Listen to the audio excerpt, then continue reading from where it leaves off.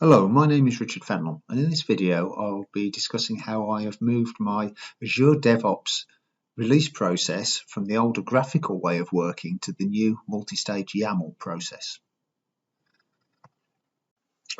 I have a number of Azure DevOps Pipeline Extensions. All of these are available open source and all of the code is on GitHub, but I do all of my build and release using Azure DevOps Pipelines. This allows me to automate much of my release control, dealing with publishing the extensions privately, testing them, automatically generating documentation, which is published as wikis, and then releasing the final public version for people to consume. So, how did I used to do this? Well, historically, I started with Azure DevOps Pipelines, just doing builds. So using the graphical way of working, I could create a series of tasks that would allow me to build my various different extensions. Now, each of these builds differed slightly because some of you might not be aware, inside an Azure DevOps extension, you can have multiple tasks inside it. So some extensions contain one task, others contain many. So the scripts vary slightly depending upon what you're doing. Also, some of the tasks are written in PowerShell, some are written in Node. So again, the handling is different. So originally I started with a graphical builds, but I have over the past few months swapped all of those build phases over to using YAML. Now, again, all of these builds vary slightly because the needs of each extension are slightly different, but they all follow the same basic pattern. But what I haven't been able to do until recently was swap my release process. My release process was based around the graphical release system in Azure DevOps. It took the output of a build and then it would move it through a number of stages. And the general form was release privately for me to test. There was a gate on here to make sure that we didn't leave this private stage until the extension had been fully published to the marketplace and had propagated out so it was available to agents, because this is a problem I have hit in the past, that even though the tools say, oh yes, that's been published, it's fine, it hasn't actually been published completely in the sense that it hasn't propagated out through all of the deployment networks. So that means if you ran your tests, you weren't quite certain what version of an agent you'll get. So I used a gate here to stop me going on too soon. I then run as many tests as I need. If all of those tests succeed, some of my pipelines include manual testing because I can't automate some specific tests. If all of those succeed, I go off, I automatically regenerate the documentation for my extension based upon the manifest files and the readmes and all of other files that are actually included in the build. And then finally, I use a manual approval to say whether it can be published publicly for anybody else to consume. So in the past, I couldn't adopt YAML for an end-to-end process because I was missing two key items. I didn't have the manual approval and I didn't have the gates. But of late, with multi-stage YAML, that is no longer the problem. With my latest extension, I have moved over to using multi-stage YAML. And as you can see, the UI is different. I'm now in the pipeline section and I see these multiple stages. I can come down, I can look at a build and I can see I have my various stages that make up my unified single YAML definition. So I've got a build phase as before, a private phase, a test phase, a documentation and a public. And in this case, the test that I ran, I cancelled that final release. I can dig into all of this and see all my log files as I always would have done. So it's just unifying everything into a single definition. So what's in this YAML file? Well, the first thing is I come in, it's fairly standard stuff. I've got my triggers. Now, I have a single Git repo with multiple Azure DevOps extensions in it for historic reasons. Whether it's a good or a bad design is open to debate, but the way I get around that is each of my builds needs to trigger off only certain folders, and that's true of whether it's doing a CI build or one based on a PR. Now, my workflow is I create a branch, I PR that branch into master, but as part of the PR process, this build will be triggered. It will go through all of the phases apart from deployment as public, which allows me to test everything. When I complete the PR, it will come into master. I'll repeat the release process, and this time I will have the option to deploy into live. So I've got those constraints on there. So then I move down. I make heavy use of variable groups in this model.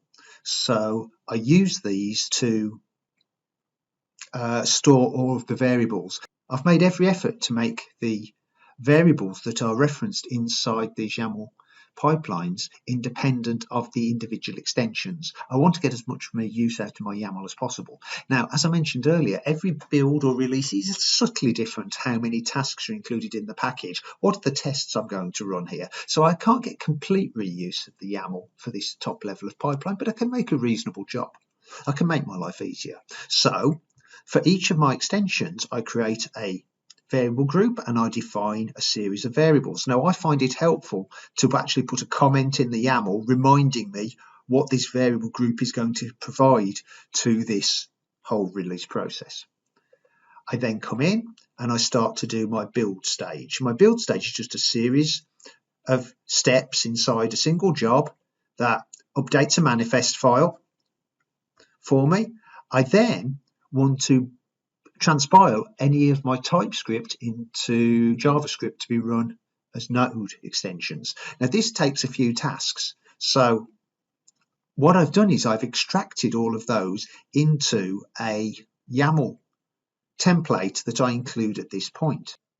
I store all of these standard blocks of YAML in a folder just off the root of my repo. So if we go in and have a look at my one for building a node task, we can see it is just takes some parameters, which we saw being passed in earlier, and then it is a series of NPM tasks predominantly that will actually transpile my code, run security checks, package everything up that I need, and then publish any test results that it has. So there's nothing in this file that is specific to this extension or a specific task. I can reuse this as many times as I want. So if in my extension I have 3 tasks, I just call this block 3 times, but I can reuse it as many times as I like. So if we return back, that will build me my extension. I then get the TFX tool.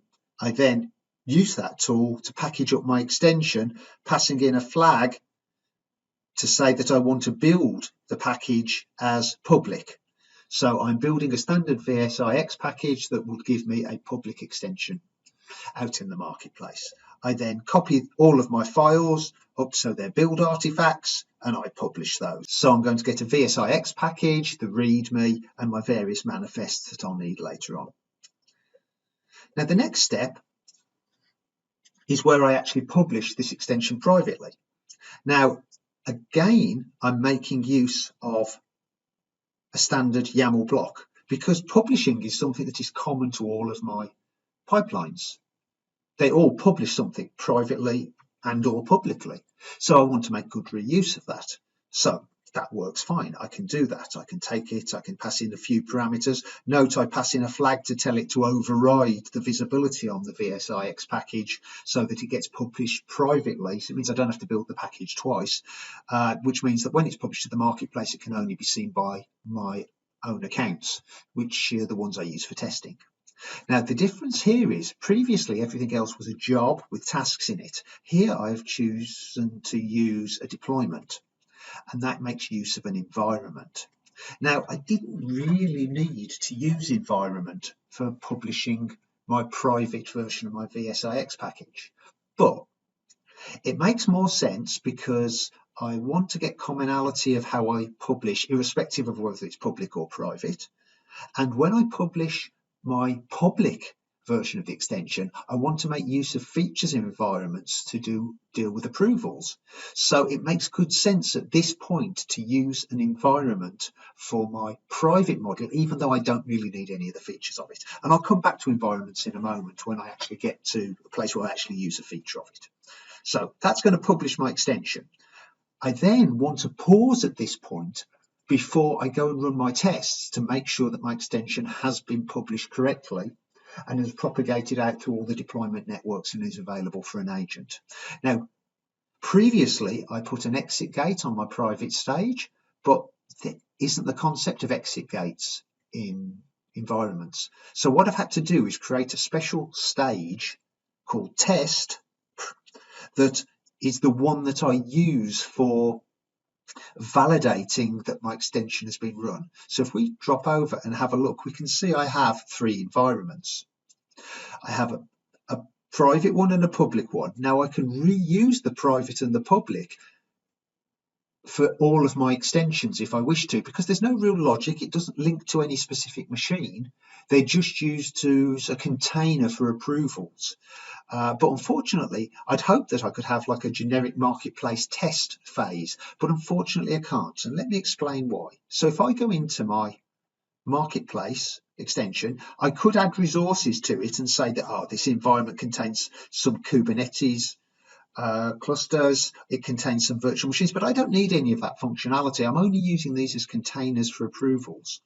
So if I look at it and look in my approvals, we can see that I am now, before you're allowed to come into this test stage, which I've called the artifact description environment, I have to pass this Azure function. And you can see here I'm calling an Azure function and passing in a payload, which allows me to pass in details to the marketplace, a REST API, to find out whether an extension has been fully published.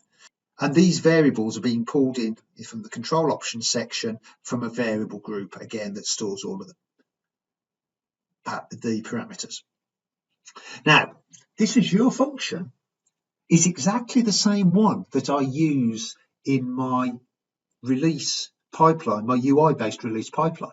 Now, there is an Azure DevOps serverless task that you can use to do the same function, but I'd actually written my own Azure function before that task came out, and I've never really bothered to move away from it because it worked.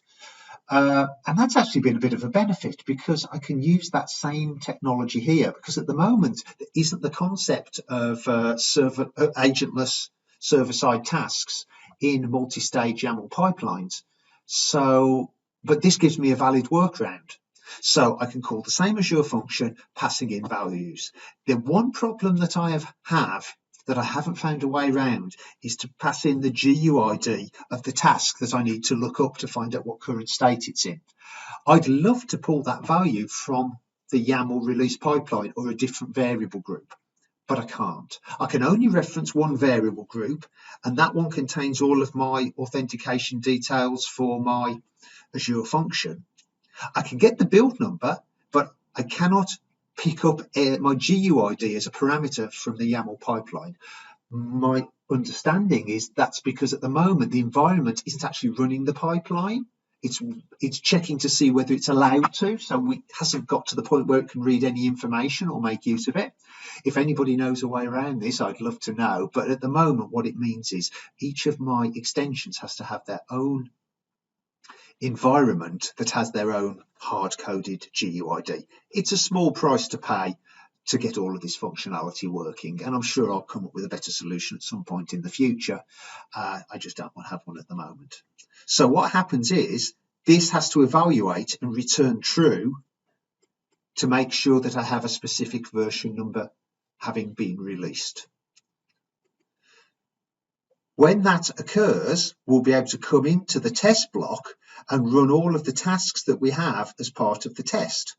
In this case, all I want to actually do is run an extension and make sure that I get some output back. This is really a manual test. I haven't got a great automated test for this extension at the moment, but it'll do. Now, for some of my other extensions, I have very rich automated integration tests, and I could wire those in because all they are the calling of scripts, triggering other builds, all of those sorts of things, anything that YAML pipeline is perfectly capable of. So when that completes, I then move into my documentation phase. Now it says here we have to wait for tests to complete before we can go into the documentation phase. Again, I pull in a standard variable group that's got all of the standard details to link to my GitHub wiki. And then I also call in a standard template, which if we look over here, we can see a standard template for documentation. Takes a lot of parameters, but then it just runs a few of my tasks that automatically generates a YAML example based off the task files, and then publishes the README file as the wiki page and publishes the YAML sample as a secondary page. Again, good reuse. I'll be able to use that on all sorts of things. I then come into the final stage, which is to release the public version. Now, this is exactly the same as the private section, apart from the fact that this visibility is set to public as opposed to private. I use a different environment, and the reason I use a different environment is because I need to have a human approval before I'm allowed to go to public. So if we have a look on here, we can see that I have configured an approval that says I have to approve it with either my work account or my MSA account. So that's my basic approval. And here I can have as many people approving this. I can have a series of approvals, parallel approvals, all the same features as were available to me in the graphical UI type of release. So that gives me that functionality.